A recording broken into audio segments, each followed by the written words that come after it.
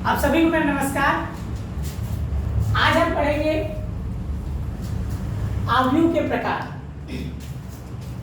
आव्यूह के प्रकार के बारे में अध्ययन करेंगे। देखो क्या है आयताकार आव्यूह। एक m गुणा n कोटि का आव्यूह आयताकार आव्यूह कहलाता है। एक m गुणा n कोटि का आव्यूह आयताकार आव्यूह कहलाता है यदि m not is equal to n। अर्थात पहले ही बता चुका हूं m मतलब क्या होता है पंक्ति, n मतलब क्या होता है स्तंभ। तो पंक्तियों की संख्या स्तंभों की संख्या के बराबर नहीं होती है। ध्यान देना, पंक्तियों की संख्या स्तंभों की संख्या के बराबर नहीं होती है, क्योंकि अगर दोनों बराबर हो जाएगा, आयत में क्या होता है लंबाई ज्यादा होता है चौड़ाई कम, और अगर लंबाई और चौड़ाई दोनों बराबर हो जाएगा वो क्या बन जाएगा वर्ग। ठीक है, तो इसको ध्यान देना है। क्या है पंक्तियों की संख्या स्तंभों की संख्या बराबर नहीं होती है, तब वह आयताकार आव्यूह कहलाता है। आगे देखते हैं आयताकार आव्यूह दो प्रकार के होते हैं। कितने प्रकार के होते हैं? दो प्रकार के होते हैं। पहला क्षैतिज आव्यूह। अब समझते हैं क्षैतिज आव्यूह होता क्या है। एक m गुणा n कोटि का आव्यूह क्षैतिज आव्यूह कहलाता है यदि m छोटा है n से, m लेस देन n, अर्थात पंक्तियों की संख्या स्तंभों की संख्या से कम हो। ये छोटा है का निशान है, मतलब m छोटा है किससे n से, मतलब पंक्ति क्या होना चाहिए कम होना चाहिए। छोटा मतलब क्या पंक्ति कम होना चाहिए और स्तंभ क्या होना चाहिए अधिक होना चाहिए।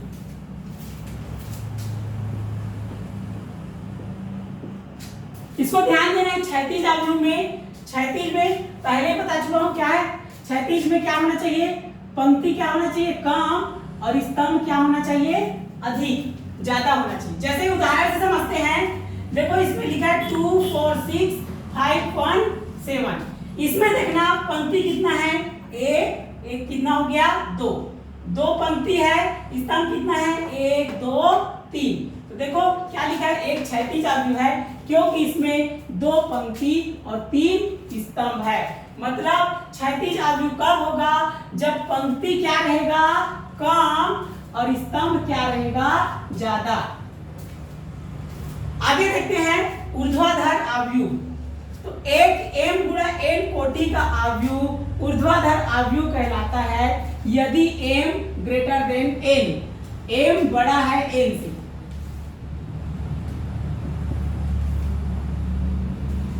m बड़ा है n से, कहने का मतलब m मतलब पंक्ति, तो पंक्ति अब क्या होना चाहिए अधिक होना चाहिए और स्तंभ क्या होना चाहिए कम होना चाहिए। देखो लिखा है पंक्तियों की संख्या स्तंभों की संख्या से अधिक हो। तो देखो इसमें क्या है पंक्ति अधिक, यहां ध्यान देना पहला पंक्ति दूसरा पंक्ति तीसरा पंक्ति, स्तंभ कितना है पहला स्तंभ दूसरा स्तंभ। देखो ये एक ऊर्ध्वाधर आव्यूह है क्योंकि इसमें 3 पंक्ति और 2 स्तंभ है। तो ध्यान देना इसमें क्या पंक्ति ज्यादा होना चाहिए और स्तंभ क्या होना चाहिए कम होना चाहिए। आगे देखते हैं वर्ग आव्यूह। वर्ग आव्यूह को समझते हैं। वर्ग आव्यूह होता क्या है। जैसे वर्ग से हमको पहले ही समझ में आता है, जैसे वर्ग में क्या होता है सभी भुजाएं क्या होती है बराबर।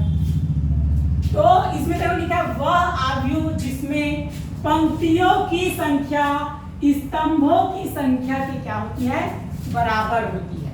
मतलब पंक्ति और स्तंभ दोनों क्या होता है बराबर होता है, क्या कहलाता है वर्ग आव्यूह कहलाता है। अतः एक m गुणा n कोटि का आव्यूह वर्ग आव्यूह कहलाता है यदि m बराबर n, मतलब पंक्ति और स्तंभ दोनों बराबर होगा। अगर 2 पंक्ति है तो 2 क्या रहेगा स्तंभ, अगर 3 पंक्ति है तो 3 क्या रहेगा स्तंभ, अगर 4 पंक्ति है तो 4 क्या रहेगा स्तंभ। मतलब पंक्ति और स्तंभ क्या रहेगा दोनों बराबर, तब वह क्या कहलाएगा? वर्ग आएगा। वर्ग से समझ में आता है। जैसे एग्जांपल समझते हैं, जैसे इसमें देखो क्या लिखा है, इसके अंदर केवल कोष्टक के अंदर 3 लिखा है, तो अब इसको पंक्ति और स्तंभ के रूप में दर्शाएंगे। कैसे दर्शाएंगे? 3 का एक ठो पंक्ति है ना, एक ठो है मतलब एक पंक्ति, यहाँ पर हम इसको कैसे लिख सकते हैं? 1। कितना स्तंभ है? एक ठो, 1 गुणा 1। बताओ पंक्ति और स्तंभ बराबर हुआ कि नहीं? हो गया, इसलिए ये क्या है? वर्ग अवयव है। इसको देखते हैं, पहला पंक्ति दूसरा पंक्ति, पहला स्तंभ दूसरा स्तंभ। देखो पंक्ति और स्तंभ दोनों बराबर है कि नहीं? तो दोनों बराबर है, इसलिए क्या है? वर्ग अवयव है। इसको समझते हैं, पहला पंक्ति दूसरा पंक्ति तीसरा पंक्ति, पहला स्तंभ दूसरा स्तंभ तीसरा स्तंभ। देखो पंक्ति और स्तंभ दोनों क्या है? बराबर है, इसलिए ये क्या है? वर्ग अवयव है। आगे देखते हैं, n पंक्तियों और n स्तंभों सहित वर्ग अवयव को कोटि n का वर्ग अवयव कहते हैं। अब इसको समझते हैं, कोटि n का वर्ग अवयव। अभी तक हम लोग क्या लिखते थे? कोटि कैसे लिखते थे? m गुणा n, ऐसे लिखते थे कोटि। लेकिन इसमें क्या लिखा गया? देखो कोटि n बस लिखा है, लेकिन यहाँ ध्यान देना वर्ग अवयव भी लिखा है। तो देखो एग्जांपल से समझते हैं, जैसे इसमें लिखा है, देखो पहला पंक्ति दूसरा पंक्ति तीसरा पंक्ति, पहला स्तंभ दूसरा स्तंभ तीसरा स्तंभ। मतलब इसको हम क्या लिख सकते हैं? 3 गुणा 3। तो देखो एक कोटि, ये क्या है? कोटि 3 का वर्ग अवयव है। ठीक है, इसको 3 गुणा 3 ऐसे लिखने की जरूरत नहीं है। 3 गुणा 3 लिख, कोटि 3 का वर्ग अवयव है, मतलब 3 का वर्ग। तो आखिर 3 का वर्ग मतलब 3 गुणा 3 हुआ कि नहीं? तो इसलिए इसमें इसको इस प्रकार लिख सकते हैं, अगर वर्ग अवयव रहेगा, अगर 4 गुणा 4 है तो उसको कोटि 4 का वर्ग अवयव बोल सकते हैं। अगर 5 गुणा 5 है तो उसको कोटि 5 का वर्ग अवयव कहते हैं। आगे देखते हैं, एक अवयव के विकर्ण अवयव। अब समझते हैं अवयव का विकर्ण क्या होता है? विकर्ण के अवयव, तो वह रेखा जिसके साथ विकर्ण अवयव है को अवयव का मुख्य विकर्ण या विकर्ण कहते हैं। तो देखो क्या लिखा है, उसको क्या बोलेंगे? मुख्य विकर्ण या विकर्ण, दोनों बोल सकते हैं। इसमें समझते हैं, जैसे कि ये वर्ग अवयव है, इसमें समझते हैं मुख्य विकर्ण कौन है।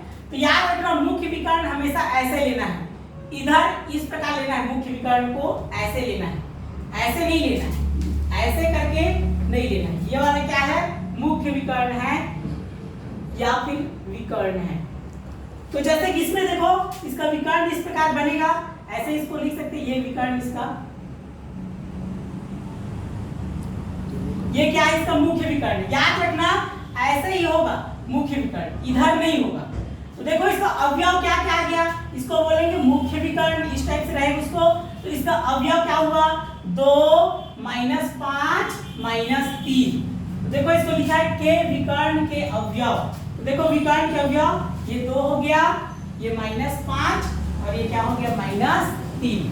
अगर इस प्रकार रहता, मान लो और लिखा है ऐसे 1 2 0 1 2 3 4। तो देखो ये क्या है? 2 पंक्ति और 2 स्तंभ है, तो इसका मुख्य विकर्ण लेंगे, कैसे होगा? ये क्या होगा? 1 और 4 इसका मुख्य विकर्ण है। अगर अवयव के रूप में लिखेंगे तो देखो 1 और 4 क्या है? इसका अवयव है। हमेशा ऐसे ही लेना है मुख्य विकर्ण, ऐसे नहीं लेना है।